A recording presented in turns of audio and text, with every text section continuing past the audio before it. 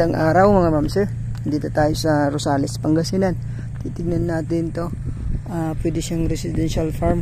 Kasi ito, may kapitbahay tayo rito. Nagbahay. So dito naman pwede tayong magbahay. May power line. Yung water source sa pabukid, may irrigation. Along irrigation siya. Ito papuntang Tarlac. Barangay San Isidro, Rosales, Pangasinan. So direct tayo sa seller, galing pa ng US, pina-vlog sa atin. So ito, siguro nasa lang to, mga 5 minutes yung papuntang galing kang highway, Tarlac. Ito naman papuntang bayan ng Rosales. Bayan ng Rosales siguro mga 5 to 8 minutes to 10 minutes sabihin na natin. Ito yung triplex natin. Ito yung pinapasukan nila ma'am at sir pagka nag-harvest sila. Kasya po ang 4 wheels dito. Ito. Ang property may sukat po na 17,000 mahigit.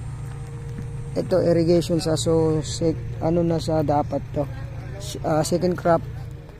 Pero kung walang tubig to, pero ang lakas nito pagka kasi may schedule to.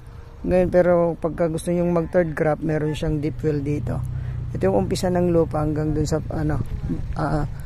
tilapil din. So parang ang frontage nito nasa 25 mahigit hanggang dito. From Manila po 2 to 3 hours. 2 to 30 minutes ganyan kasi puro triplex bike ang lakad.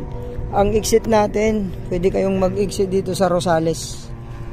Tapos daan na tayo ng Tarlac, mas mabilis. Pero kung gusto rin pong daanan papuntang Rosales, pwede rin po. Ito yung end ng property pa ganyan. So pahaba po tong property natin. Ito yung mga 20-25 pataas yung frontage nito. Ito po yung property natin. Pwede siyang magtayo ng bahay dito mga ma'am sir. Tapos livestock sa likod. Tapos fruit bearing sa gitna. Pwedeng i-improve tong property mga ma'am sir. Kasi napakalapit po ng triplex nito. So accessible yung ating property. Andyan yung mga subdivide lot.